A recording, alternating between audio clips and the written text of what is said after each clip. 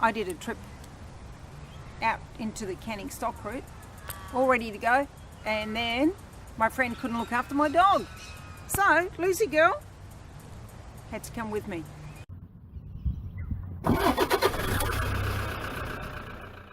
Lucy girl, who's 15, we think, she's recycled, so I'm not sure. She's pretty deaf and she's a bit blind, and she's got a bit of arthritis and stuff like that. So I didn't want to leave her with anyone. I decided, no, she's coming with me. So I took her with me. So I'm just going to go through some of the things you need to consider. I am camping. I'm not in a caravan, I'm camping. But many of the things I'll say will apply. If you're a road tripping kind of person, this counts. First and foremost, let's just make sure everything's fine with the dog. Is she microchipped? 1, 2, has she got all the tags on her collar? So someone get in touch with you as soon as you're in range. Got to remember too, you're in the middle of nowhere. So if you've got a sat phone, put the sat phone number on the dog tag, because it'll be days before you get back in range sometimes. Is your dog welcome? Caravan parks don't always take them. We were lucky, we had one that did. Otherwise, what are you going to do? Bush camp, that's what I was doing. Next thing is, national parks, absolutely 100%. Do not take dogs. What am I going to do? I can't go in there. Or I have to make arrangements for this dog to go into care for a couple of days, okay? Some people with caravans, they go on day trips out to the national park, and what they do is they book into a caravan park with power, plug the aircon in, leave that going all day with the dogs inside. That's up to you. I didn't have that luxury.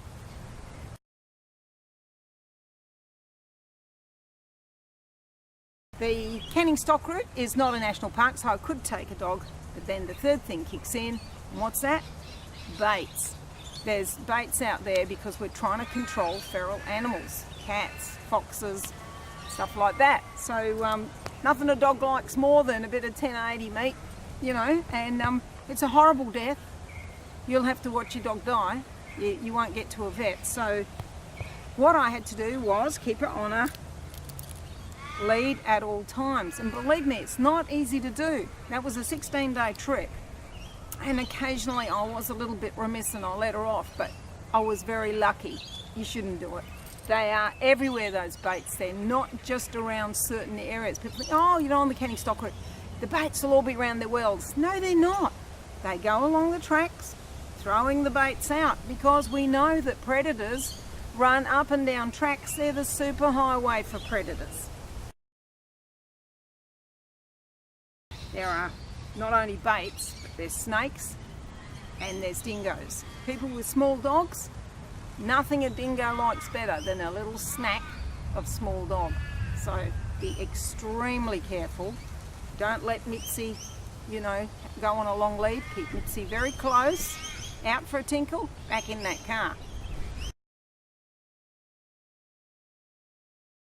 What you need when you get into camp is a rope, because she's going to be as stiff as a board. Your dog is going to want to run around. Mine certainly needed a bit of exercise, but I needed to set up camp while it was light. So what I had was a bit of rope, parked in an area where I could see it was pretty okay. Put this rope round her collar, onto the bull bar or wherever, so she was out of the way. Not too long, because you don't want her underfoot when you're unpacking, but enough so she could just move around and watch things. So that was handy. The next thing I had was this. These are great, because I could lay that down at the front of the car and she's got something comfy to lay on if she needs to. I could also put it around the fire at night to stop that cold coming up. When you're in the desert, it's freezing. So that was very good around the fire. And one thing I did do for a while, but I did run out, is I took some dog bones. So when we're sitting around the fire at night, I could tie her to my chair. She'd be on the lead and she'd be sitting on here, and I'd give her a dog bone. She was happy for an hour. No problems, okay? They're very cheap. You can get them sometimes at tip recycling shops. $1 that cost me.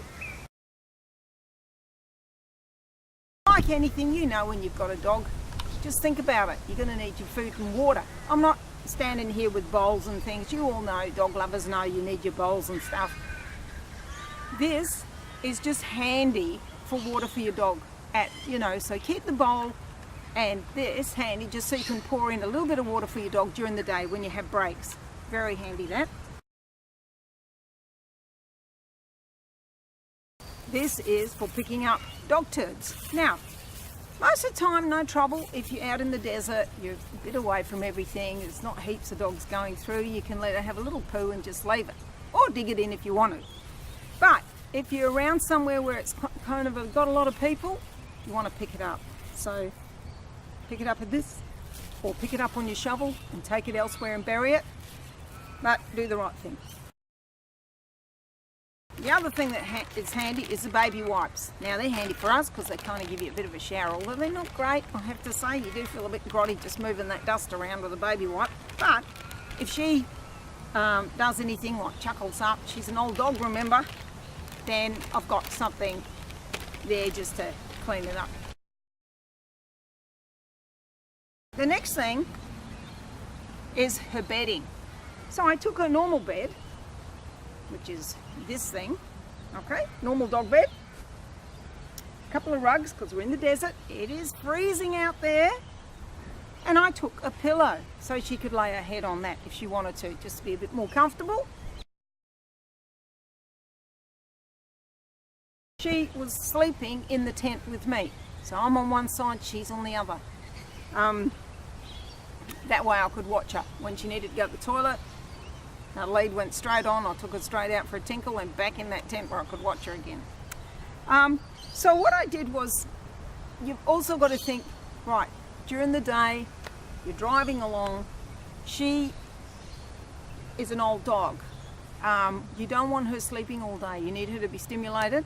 So what I did was I put her bedding up high, so I packed my stuff, her stuff went in last, so she could see out of the glass, and it was good. She paid quite a lot of attention to what was going on, and she loved that. So that was one good thing. She did have social interaction in that we went to the campfire, as I said, I used that black mat, and she'd sit around the campfire, she'd say hello to everyone. In the mornings she'd come across, to see everyone at breakfast and hang around, and keep them on that lead though, believe me. When I got in, I would take her for a walk. When we stopped for breaks, I tried to take her for a little walk too. You've got to loosen up those stiff bones. I'm telling you, even my bones get stiff. So she's a bit older than me in doggy years. Now, the other thing is, what's an old dog need? So she's got her food, she's got her water, she's got a bed, she's got some social interaction, she needs her meds. Don't forget their meds. So she has to have her anti-arthritis stuff and, her waterwork stuff, some other thing for nerve pain. Costing me a fortune, this dog, but gosh, what can you do? You love them.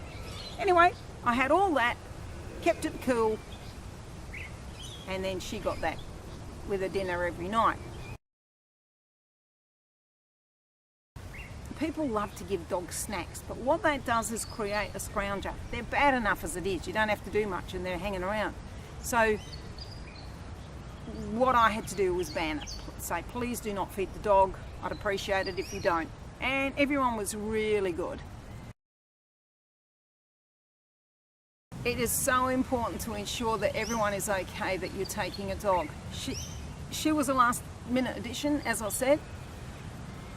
I sent a message around to everyone. I said, is that okay? Or otherwise I'll do another trip. I'll go somewhere on my own. And basically, everyone said it was okay, so that was fine. Even so, try and make your dog as considerate as possible.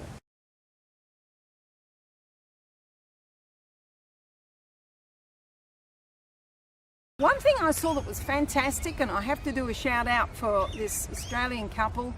They're called Sparky on the Loose. You'll find them they've got a YouTube channel. Have a look at their stuff, and it's really lovely actually, but they gave us some tips because they travel with their dog. They take a cage, because if anything happens and they've got the cage, they can fly home with the dog in the cage.